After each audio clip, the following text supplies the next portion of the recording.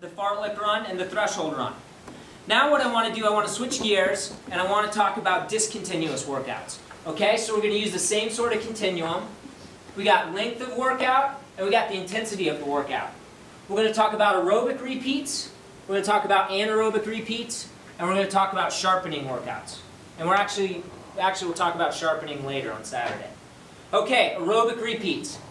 These are basically workouts where, let's say, you would do 5 by 4 minutes at race pace with 2-minute recovery jog. So let's do the math again. Let's say you're a 20-minute 5K runner, right? If you run 20 minutes for 5K, how hard is it for you to run one repeat at 4 minutes? It's not that hard, right? This workout isn't that hard. How much rest do you get? You get 2 minutes in between. So you run 4 minutes, right? You run 4 minutes at that pace. Then you get a 2-minute rest. Then you run another 4 minutes. Then you get 2 minutes rest. That workout isn't that hard. It's almost like a fartlek workout if you think about it. You're going to be running race pace for a little while. You're going to be taking a little break, running race pace for a little while. So this is completely aerobic. Another thing you could do, how many people in here do repeat thousands? Either on the grass or the track?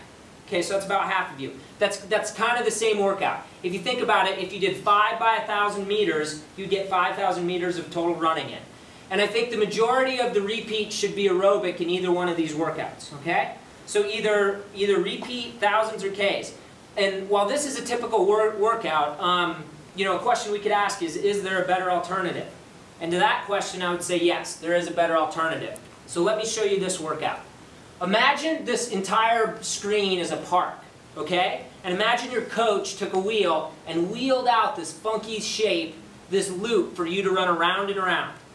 Someplace on the loop you start, okay? There's your start, and then these little arrows are going to show you moving around the loop, okay? At some point you finish. This is the end of your first repeat. Then what do you have to do? You have to jog. So your recovery jog, you just jog back there. There's your recovery jog. Then you do the second repeat. You get a little bit farther, okay? What do you think we're going to try and do on the third repeat? We're not going to start with recovery. We're just going to go a little bit farther, okay? So there we go. End of the third repeat, you went a little bit farther. That was an awesome workout. Okay. Now, a way to look at it, at what point did your body switch from being aerobic to anaerobic? I would argue in that workout you maybe didn't go anaerobic at all. But there's the first repeat. Then the second repeat gets a little closer to the anaerobic side. And the third repeat gets a little closer to the anaerobic side. So this type of workout is called a point-to-point workout. And why is it such a great workout? Because you're forced to pay attention to your sensory data to make your last repeat the best repeat. And you know, I wouldn't care if an athlete really, on the first one, went out really slow, and then on the second one pushed it a little bit, and then just took off on the third one. That's a good way to do it the first time.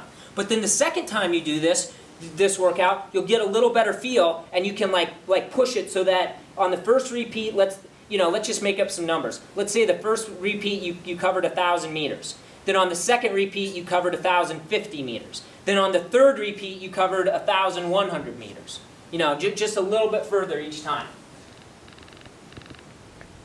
If you remind yourself to start easy, then the majority of the workout will be aerobic, and this workout can be repeated throughout the season, becoming more anaerobic each time. Okay, so that was an early season workout. Let's look at doing it later in the season. Here was the end of the first repeat early in the season. Late season, what we want to see you do is go way further around that loop. So you started here and you went all the way around here. You did your little recovery jog. Then on your third repeat, you went all the way around, got to here, and did your little recovery jog. Okay? This workout is much more anaerobic than the first. So here's our early season workout with those arrows. The late season workout looks a lot different. Okay? Sorry, my letters are kind of all over each other. The last few repeats will be completely anaerobic. So this is the workout later in the season when you're just flying. I mean, you're trying to run as hard as you can on those last couple repeats. Early in the season, you know, you wouldn't want to be doing this. How many people have their state meet in 2 months? I think the answer is nobody, right? Everybody's got all of August and all of September to train. If you're in the state of Colorado, roughly when is the state meet? October. End of October. Texas, Craig, you're from Texas. Middle of November for you? Yeah. Anybody later than the middle of November for their state cross-country meet? So no one on the East Coast? No, okay, so middle of November is about as long as we go. Bottom line is everybody's got a long time. Should you be doing, so here's a question. Should you be doing this type of workout now? No, it's too early to be doing this type of workout.